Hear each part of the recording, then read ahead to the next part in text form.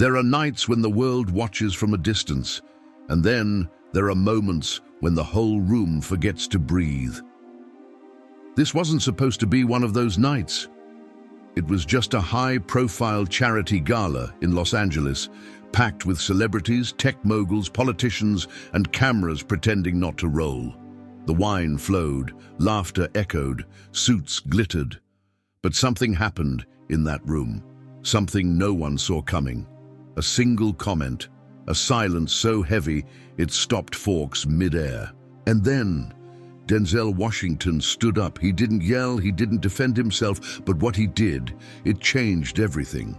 And if you stay with me until the end of this story, you'll understand why some people said it was the most powerful moment they had ever witnessed in public.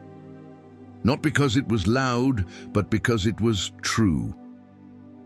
And if stories like this move you, stories about integrity, legacy, and quiet strength, take a second and subscribe. It helps more people hear the kind of truth that doesn't make headlines, but still shakes the ground we walk on.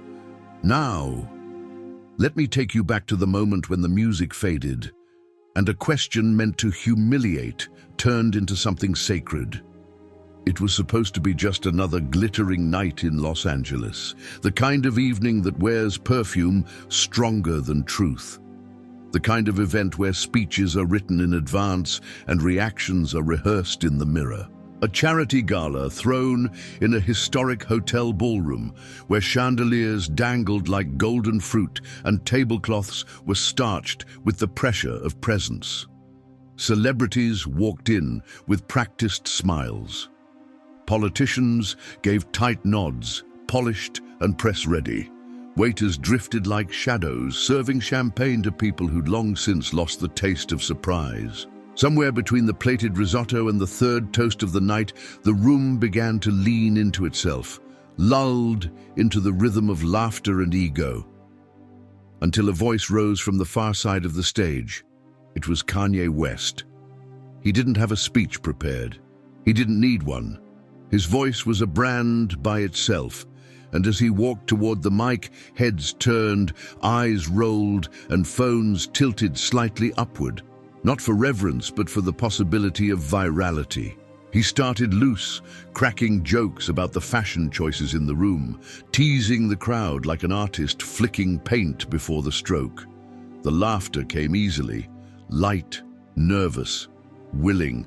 Then, with a smirk that knew exactly where it wanted to land, he leaned forward and said it. You know what's wild? Seeing someone talk about God like they invented him while sitting on Hollywood money. The room laughed. Not thunderously, but just enough. The kind of laugh that seeks permission. The kind that waits to see what happens next.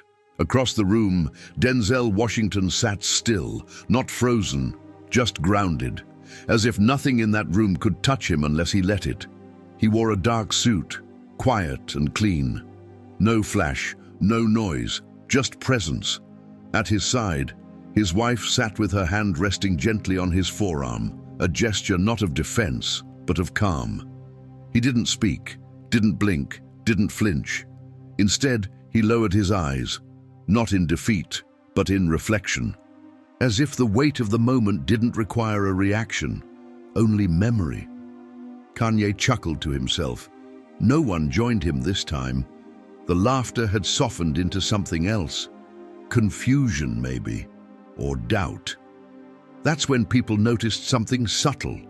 The room was too quiet. No silverware, no murmurs, no ambient noise to cushion the tension. Only silence. The kind that drapes over a crowd like velvet, heavy and intentional. The kind that doesn't just pause a room, it rewrites it. Kanye shifted slightly, perhaps searching for the next line to break the stillness, but none came, because Denzel was now reaching into his jacket, not fast, not defensive. Slowly, the way someone reaches for something they didn't bring for show, but for strength. From the inside pocket, he pulled out a small, worn object. No one could see what it was yet. But whatever it was, he didn't raise it to the audience. He simply held it, turned it once in his palm, then placed it gently on the linen-covered table in front of him. People craned their necks, phones tilted again. Even the cameras, the ones meant to stay discreet, zoomed in by instinct. Still, Denzel said nothing. But the room had changed. It no longer felt like a gala. It felt like a waiting room in the seconds before news changes a life. It felt like the breath someone holds before saying a name that hasn't been spoken in years. One of the photographers lowered his camera, not out of failure, but out of respect. He knew somehow that this wasn't a moment to capture, it was a moment to witness. And then it happened. A man seated 2 tables away shifted slightly, accidentally clinking his glass. The sound was so loud in the stillness, it made several people jump. Kanye tried to laugh again, a short, awkward exhale, but it didn't land, because Denzel was finally looking up. Not at Kanye, not at the audience, but at something deeper, something no one in that room could see, but everyone could feel. There was something in his eyes, not sadness, not anger, but stillness with gravity. The kind of look that comes from someone who stood in fire before and never needed to scream. He placed his hand gently over the object on the table. Someone near the front whispered, "Is that a Bible?" Someone else muttered, "No, it looks older." But Denzel still didn't speak. Because this wasn't a moment to rush. It was one of those rare moments when truth doesn't need a microphone. It just needs a room that's ready to shut up and listen. And without saying a word, Denzel had taken that room. He hadn't pushed. He hadn't demanded. He had simply stood still long enough for everything false to collapse. And that's when the real story began. Not with a speech, not with a comeback, not even with a defense, but with a memory that had never been shared in public and was about to rewrite the energy of everyone in that room. And just as the silence grew unbearable, as everyone waited for someone to break it, Denzel's voice finally cut through the air. But it didn't rise, it didn't shake, it simply said one thing, and by the time the last word fell, no one in the room would ever forget what he carried in that pocket, or why he never left home without it. No one knew what it was at first. Just a small, dark object resting in the center of the table, unassuming, silent, and out of place among wine glasses and centerpiece flowers. It didn't shimmer under the chandeliers. It didn't ask for attention. But somehow, it had all of it. The room leaned closer. Not physically, and no one dared, but emotionally. The kind of lean that happens when the air around something changes, when what was once background becomes the center of gravity. Denzel's hand remained over the object. He didn't grip it. He didn't clutch it for protection. He rested on it, like someone remembering the weight of a story that had been folded and carried too long. And then, in a voice so low it bent the silence, he began. He spoke not to the room, not to Kanye, but to the memory of a man who'd never seen a red carpet. His father. No biography could explain him. No interview had ever touched the surface. But now, Denzel peeled back a layer the world had never seen. He told the story not with drama, but with precision. Like every word had been sanded down by time. He was 17 the first time he was handed that small book, a battered Bible, black leather cracked at the spine. The pages were thin, almost translucent, the corners bent and softened from decades of turning. Inside the cover, a name was written in faded blue ink. Not his, not yet, his father's. It wasn't gifted with a speech. There were no lessons attached, no sermon, no warning. His father had simply handed it to him one morning before he left the house. The day his best friend had been shot, just 2 blocks away. Denzel didn't ask why. He didn't open it immediately. He just took it, slipped it into his pocket, and walked out the door. For days, he didn't touch it. He was angry, confused, convinced that the world didn't have a place for grace. But grief has a way of bending a man's spine forward until he notices what he's still carrying. And one night, after an audition had gone horribly wrong, a night when Denzel sat in the back of a city bus with rain tapping on the glass like second thoughts, he reached into his pocket and felt the outline of that book. He didn't open it to a verse, didn't quote a psalm, didn't pray. He just held it. And something in the weight of it made the night feel survivable. Not beautiful, not better, just survivable.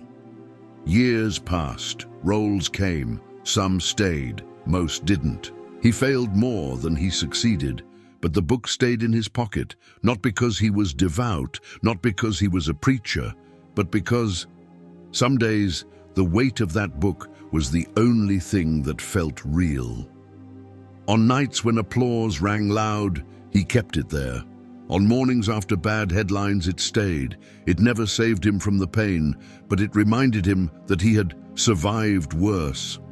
And now, as the ballroom held its breath, that same book, decades older, even more worn, sat under the palm of the man everyone in the room thought they already knew. They had seen the roles, heard the speeches, quoted the lines, but they hadn't heard this. Because this wasn't a performance, this wasn't press ready, this was truth pulled from the lining of a jacket. He finally lifted the book from the table, held it in both hands like something sacred, but not untouchable. His thumb ran over the spine once. Then he opened it, no scripture, no verse, just a small square photo tucked inside the cover. His father, in uniform, smiling but only slightly. The kind of smile men wore back then, full of burden, light on display. Denzel didn't pass the book around, didn't show the picture to the cameras. He simply looked at it, and then said something no one expected. He never saw a single movie I made. The words didn't come with sadness. They came with settled truth. His father passed before his first major role, before the awards, before the recognition, but somehow he had still given him the only thing that lasted, something that could fit in a pocket but stretch across a lifetime. From across the room, you could see it in people's faces. Something had changed, not just their opinion of the man, but of themselves. Because in a place built on image, they were suddenly faced with something unphotographable. Legacy carried in silence. One of the producers whispered behind a curtain, "What is happening right now?" Someone else replied, "Something real." No one clapped, not because they didn't want to, but because it didn't feel like the moment belonged to applause. It belonged to stillness. And in that stillness, Denzel closed the book. Not carefully, but deliberately. He returned it to his jacket pocket not as a prop, but as a piece of himself. Kanye hadn't moved. His smile was gone. His eyes now fixed on the man who hadn't tried to win, only to stand. And just when the air felt like it might soften, something unexpected happened. A soft voice, not Denzel's, not Kanye's, echoed from the middle of the room. A woman's voice, young, unsteady, and every head turned toward the sound. She stood slowly, one hand against her chest, the other holding something. A phone, a necklace, it wasn't clear, but her words were clear enough to stop hearts. "I used to laugh at men like you, until the night my grandmother died." And just like that, the silence thickened again, because everyone knew this wasn't going to be just about Denzel anymore. She didn't ask for permission to speak. No one does when they're speaking from a place pain had carved open. She stood slowly, almost unsure her legs would carry her. Her voice trembled, not from fear, but from the weight of something long buried, something that now demanded to be said. She looked no older than 25. A velvet dress clung to her frame like a memory of elegance. But her face, her eyes, carried something else. The residue of grief, freshly remembered. In her right hand, she clutched a necklace, small, silver, a cross no bigger than a thumb. It dangled between her fingers as she looked across the ballroom toward Denzel. The room had no script for this. Producers froze behind curtains.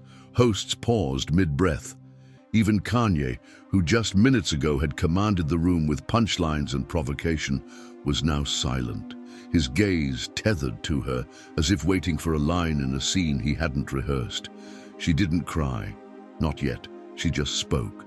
She told them she used to laugh at men like Denzel, men who spoke about God without raising their voices, men who didn't post sermons but carried their beliefs in the way they showed up when no one was watching.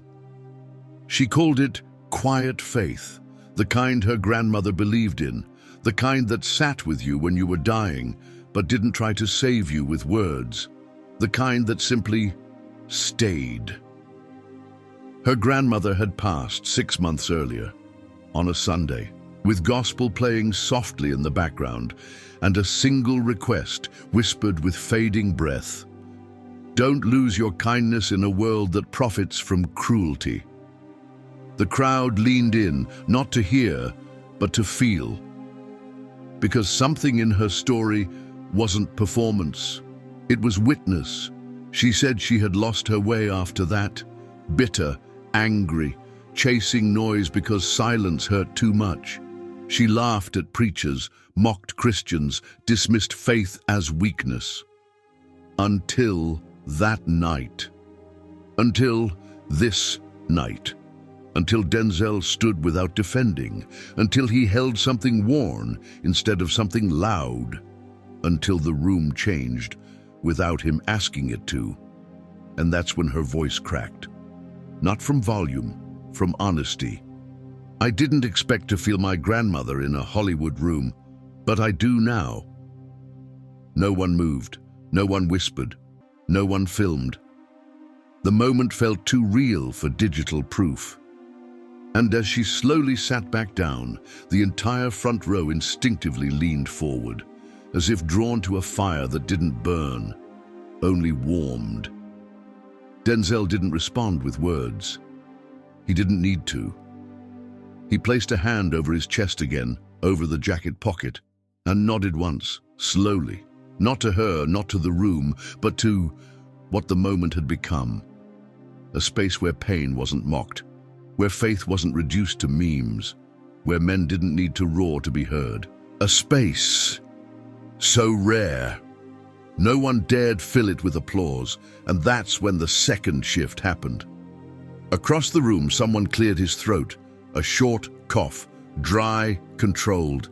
It was Kanye. He didn't stand, didn't smile, didn't raise his hand like someone trying to reclaim control. He just looked down.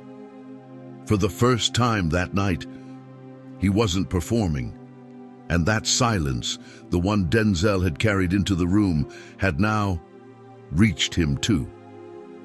For a moment, the cameras forgot where to point. The man who once turned arenas into confessionals and albums into declarations had nothing to say. But his posture spoke. Less height, more humility. Denzel turned slightly, just enough to acknowledge him.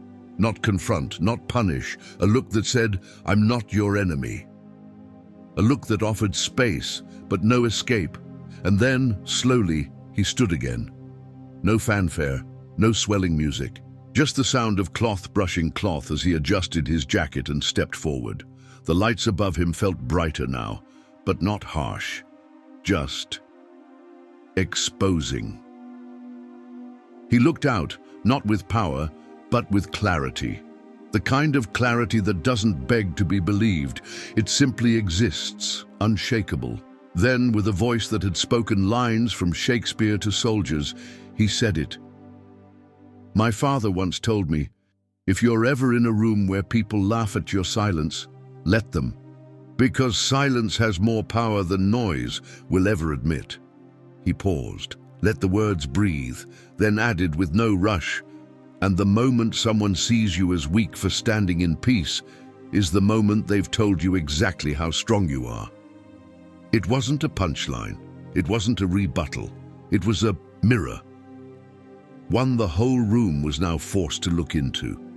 A man near the back, someone no one had noticed until now, lowered his drink and placed it on the table with both hands. He looked down, elbows on his knees, his face suddenly heavier. 2 rows away, an older woman touched the cross around her neck, one almost identical to the young woman's earlier. They weren't related, but somehow connected. It was happening, what no scriptwriter could manufacture. The quiet was uniting them. Not around fame, not around ego, around truth. And Denzel didn't ask for it, didn't orchestrate it, he allowed it. Because sometimes the most radical thing a man can do is not strike back, but to remain rooted, when the ground begs him to react.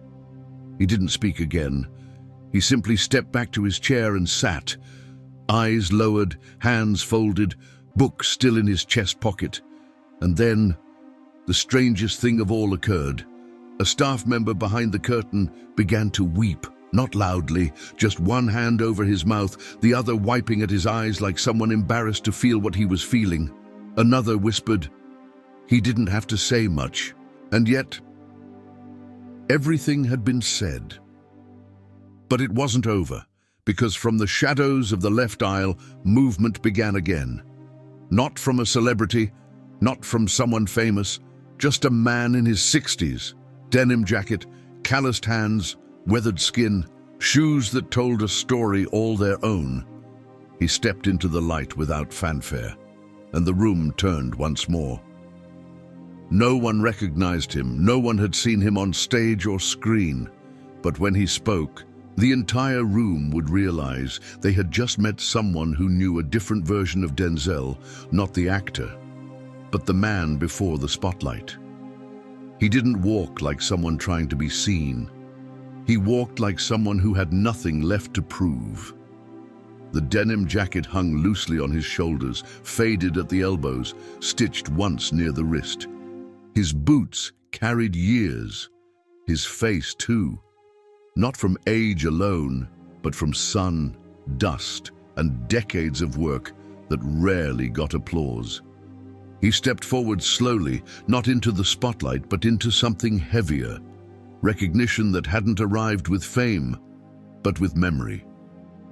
No one in the room knew his name, but Denzel, he did. The moment their eyes met, something invisible shifted, not in tension, in history. Denzel didn't speak, he didn't smile, he just looked, eyes widening slightly, just enough to betray a flicker of surprise wrapped in familiarity. The man nodded once, and then he spoke. His voice wasn't strong, but it carried.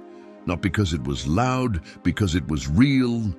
He's not just a face on a poster. The words cut through the silence like a key in a lock. Heads turned, a few eyebrows lifted.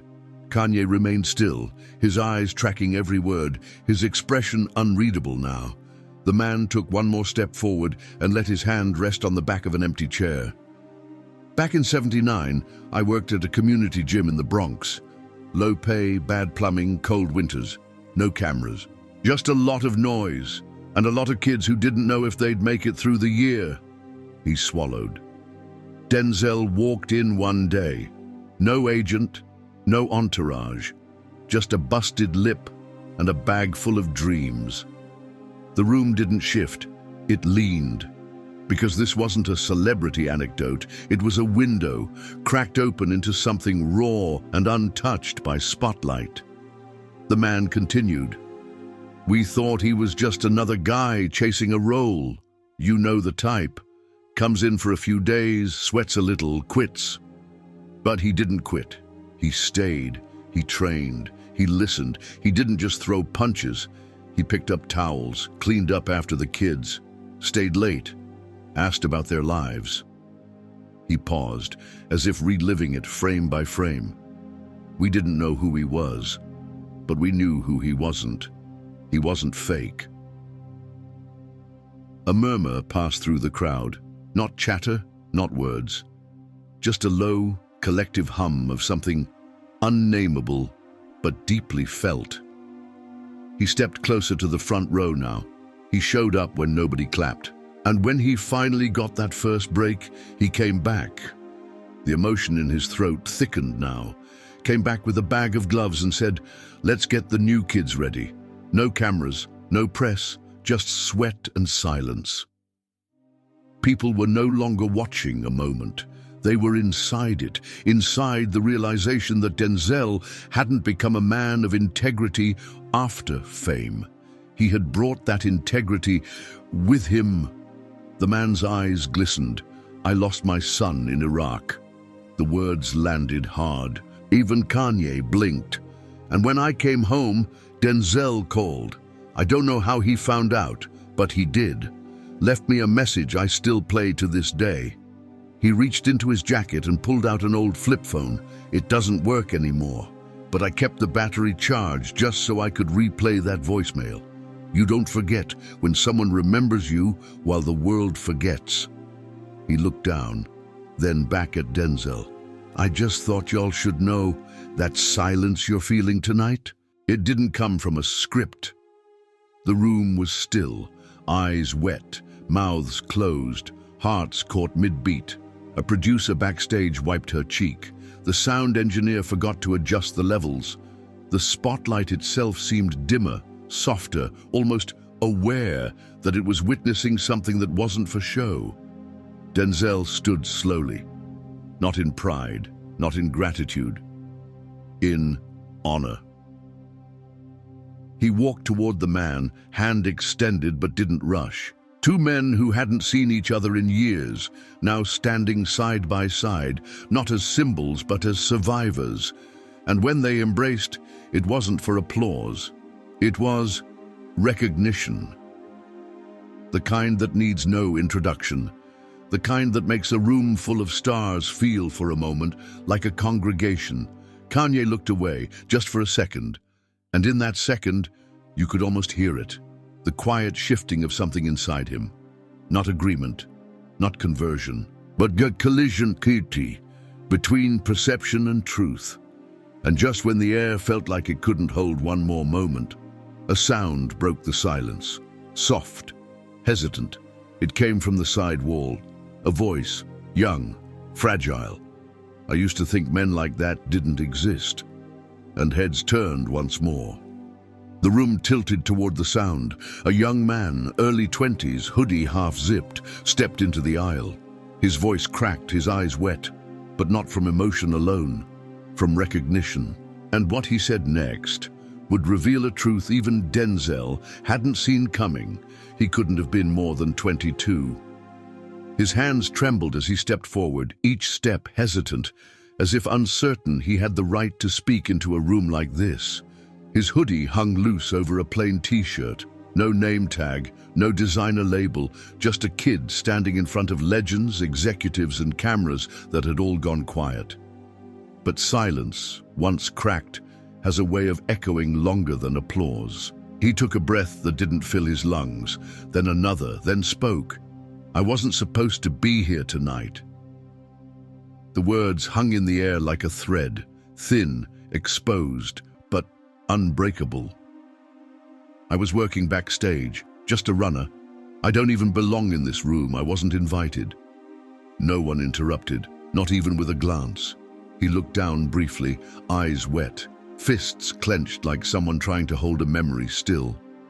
But when Mr. Washington spoke, something inside me stopped, not in fear, in recognition. He swallowed hard. "I've been angry, for years, angry at the world, at people like him, at men who talk about faith as if it fixed them. I thought it was a mask they wore to look clean in public, but never lived in private." He looked up, this time directly at Denzel, "Until tonight." Denzel didn't move. His face remained calm, unreadable, but present. Fully present. The boy, because despite his age, that's what he was in that moment, continued. "I lost my father when I was 12. He was a quiet man, never raised his voice, never quoted scripture, but every Sunday morning I'd see him pull out this small, tattered book and hold it like it was heavier than it looked." The crowd shifted, Not with movement, but with intention. A quiet realization began to ripple. I asked him once what it said. He told me, "You don't have to read it to know what it means." A tear slid down the boy's cheek, but he didn't wipe it. After he died, I tried to believe in what he believed in. I really did. But everything in this world taught me to mock it instead. Mock the quiet. Mock the faith. Mock the men who carried it like armor, without ever showing off the shield. The silence in the room changed again. This wasn't grief anymore. This was confession. And tonight, I came back here to do what I always do. Deliver things. Carry things for people more important than me. He reached into his hoodie pocket and pulled out a folded piece of paper. But I saw you take out that Bible, and I remembered something. His hands trembled more now, but his voice didn't. When I was 7, I drew a picture of my dad holding that same book. I never showed anyone, but I kept it in a drawer. Tonight, I went backstage during your speech and found it in my backpack. I don't even know how it got there. He unfolded the paper slowly, reverently. A child's drawing, crude, simple, sacred. A man standing still, one hand on his chest, the other holding a small black rectangle. No face, just posture, just presence. And when you stood like that, I knew. He turned to the crowd, not to lecture, but to share. I don't know what I believe yet. I'm still figuring that out. But tonight, for the first time in a long time, I wanted to believe. That word, wanted, landed heavier than any sermon. Because belief doesn't always start with conviction. Sometimes it starts with permission. And that's what Denzel had given the room without asking for anything in return. Not a command to follow, not a demand to agree, just a space where pain and dignity could coexist, where faith wasn't packaged. It was simply present. The boy stepped forward, and for a moment everyone thought he might hand Denzel the picture, but he didn't.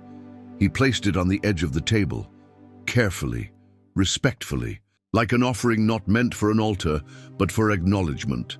Then he stepped back, not as someone dismissed, but as someone seen. Denzel stood slowly. He didn't reach for the drawing. He didn't look at the crowd. He looked at the boy and nodded. The kind of nod that says, "I hear you, I remember you, I carry this with you." From the corner of the ballroom, someone whispered, "This isn't a gala anymore." They were right. It had become a reckoning. Not with guilt, but with the truth. Undeniable, unpolished, unashamed. And then, from the middle of the front row, a voice, familiar now but changed, spoke again. Kanye. Not loudly, not flippantly, just clearly. "People think fame is power." He paused. "But silence like that? That's something I never learned how to carry." And the room turned to him, not in judgment, but in curiosity. Because when the loudest voice in the room starts to whisper, something is changing. Kanye stood, and for the first time that night, he didn't look like the man who walked in. What he said next, soft, unexpected, would not only catch Denzel off guard, it would shift the meaning of the entire evening. For a man known for never backing down from a microphone, Kanye's next words didn't come with a beat drop or boldness. They came quietly. He stood still, no swagger, no smirk, just the raw weight of someone feeling their own noise for the first time. "I've always thought the loudest person wins." His voice wasn't cracked. It wasn't smooth either. It was something in between. The space where realization meets regret. But tonight, I watched a man say more in silence than I've said in 5 albums. No one laughed, not because it wasn't clever, but because it wasn't meant to be. Kanye looked at Denzel, not with defiance, not with shame, with recognition. I mocked you. I did it for the room, for the reaction. I thought power came from being first, being loud, being impossible to ignore." He paused, jaw tightening slightly. "But you just stood there, and I couldn't look away." He motioned toward the small book in Denzel's jacket. "That thing you carry? I don't know what's in it. I don't even know if I'm supposed to believe in it, but the way you held it like it's heavier than your trophies, that shook something in me." The room didn't applaud. The air was too reverent for noise. It was a moment of transformation, and transformation doesn't ask for applause, it asks for space. Kanye took a step forward. "I've spent years proving I'm not afraid of anything, but truth is, I've always been afraid of silence, afraid it meant I didn't matter." He looked around the room, then back to Denzel. "But maybe silence isn't where you disappear. Maybe it's where you actually show up." He stopped, didn't push further, didn't try to close the moment with a clever line. He just stepped back, sat down, and bowed his head. And for once, the story didn't pivot to him. It expanded around him, because this night was no longer about who started it. It was about who allowed it to matter. Denzel remained seated. His expression didn't change, but something about his stillness now felt lighter, as if what he had carried in silence for decades had finally been seen. Not by a crowd, not by a camera, but by the generation hungry for something that didn't need to shout. He reached into his jacket again, this time not for the book, but for the picture the young man in the hoodie had left behind. He held it gently, studied it like a sacred text. Not because it was beautiful, but because it was true. He stood, walked toward the boy, and without a word, handed the drawing back to him. The boy stared, unsure what to do. Then Denzel placed his other hand on the boy's shoulder. Just once. The entire room exhaled. It was over, but not in the way stories usually end. There was no standing ovation, no press release, no explosion of emotion, just people. Changed. Not all at once, not fully, but something had shifted. The kind of shift that doesn't trend. It transforms. Denzel returned to his seat. Kanye remained silent. The boy sat holding the drawing like a lifeline rediscovered. And then, from the shadows near the tech booth, the man in the denim jacket spoke one last time. "Some nights you remember forever, not because of what was said, but because of what was heard." The lights dimmed slowly. Not because anyone ordered it, but because it felt right. One spotlight remained, on the table, where the small, worn book still sat, untouched since Denzel had last placed it there. No one took it, no one moved it, because somehow everyone understood. That wasn't a prop. That was a truth too sacred to handle twice. The MC didn't return. The scheduled auction never resumed. The music never played. People just stood, quietly, gratefully, moved in a way that couldn't be posted. Denzel placed one hand over his chest, not dramatically, just in peace. And with that, he nodded to no one in particular and began to walk toward the exit. Not as a star, not as a symbol, but as a man who had brought a mirror to a world too busy performing to see itself. And as he reached the door, a woman near the back whispered not to him, but to herself. That wasn't a moment. That was a message. The last image is not Denzel. It's the table, the worn Bible, the drawing, and a single line on screen. True strength doesn't raise its voice. It remembers who it is and stays standing.